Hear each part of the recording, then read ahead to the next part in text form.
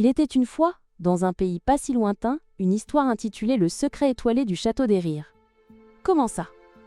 Dans un château magique, perché sur des nuages de barbe à papa, vivait la princesse Luma. Ses cheveux, d'un rose profond comme les pétales des roses, ondulaient doucement. Elle avait le don extraordinaire de parler aux papillons. « Bonjour mes chéris », disait-elle, et aussitôt, des nuées de papillons aux ailes irisées dansaient autour d'elle. Un jour, le château commença à perdre son éclat. Les murs, autrefois étincelants, semblaient ternes. Les rires joyeux des habitants, les gardiens du château, s'étaient éteints. Intriguée et préoccupée, la princesse Luma sentit son cœur se serrer. Son cœur était doux et compatissant, et elle voulait aider les gens du château. Elle savait qu'il fallait agir vite.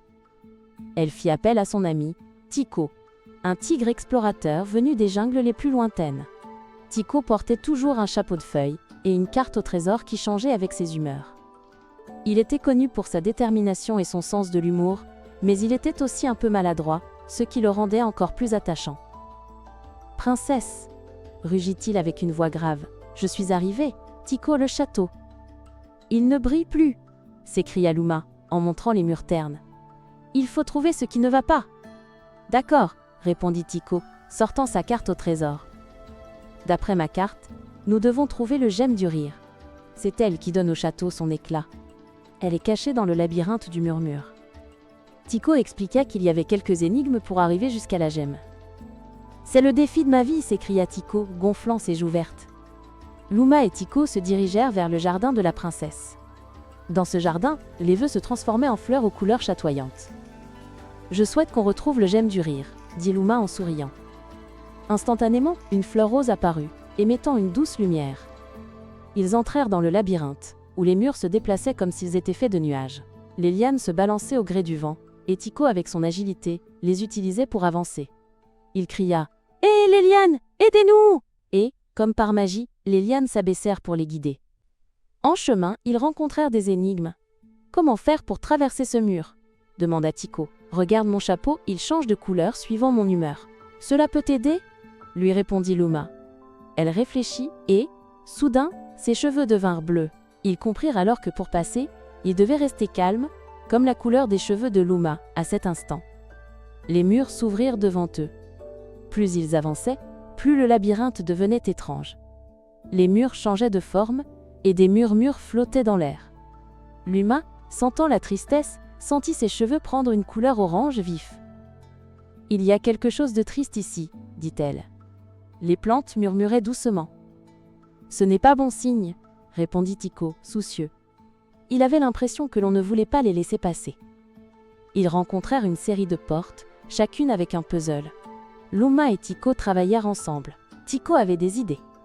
Il aimait bien les jeux de logique et les énigmes, mais il était un peu lent, et il voulait tout essayer. Luma était plus rapide, mais elle aimait bien le sport, comme le soccer. Ils résolurent chaque puzzle en réfléchissant ensemble, chacun utilisant ses forces. Finalement, ils arrivèrent au cœur du labyrinthe. Au centre, dans une petite pièce circulaire, brillait la gemme du rire. Mais elle était gardée par un petit gobelin morose qui leur bloquait le passage. « Vous ne pouvez pas passer !» grogna-t-il. Luma sourit doucement. « Pourquoi es-tu si triste ?» demanda-t-elle. Le gobelin répondit qu'il avait oublié comment rire. « C'est ça !» s'écria Tycho. « Il faut faire rire les gens !» Luma et Tycho regardèrent le gobelin avec de grands sourires. Tycho se mit à faire des grimaces, et Luma raconta une blague sur les papillons. Le gobelin, surpris, esquissa un petit sourire, puis un autre, et un autre. Bientôt, il riait aux éclats. Le gobelin expliqua alors qu'il n'avait pas ri depuis longtemps, que c'était sa mission de protéger la gemme, et que personne ne l'avait jamais fait rire. Les gardiens, ne riant plus eux non plus, ne pouvaient plus faire briller le château. Ensemble, ils retournèrent vers le château, la gemme du rire brillant dans les mains de Luma. Quand ils arrivèrent, la princesse plaça la gemme au centre du hall. Le château retrouva aussitôt son éclat. Les gardiens, voyant les amis, sourirent et se mirent à rire. Le château se transforma alors, redevint joyeux, rempli de lumière et de rire. Pour célébrer leur victoire, Luma et Tycho jouèrent au soccer dans le jardin. Tycho courait vite, mais il se prenait souvent les pieds dans les fleurs. Luma, avec son grand cœur, l'encourageait toujours. Les vœux grandissaient et les fleurs du jardin s'épanouissaient, plus belles que jamais. Leurs rires et leur amitié illuminaient le château, prouvant que le vrai trésor est l'amitié et la joie partagée. Voyons si tu as bien écouté. Peux-tu répondre à la question suivante? Pourquoi la princesse Luma et Tycho sont-ils entrés dans le labyrinthe?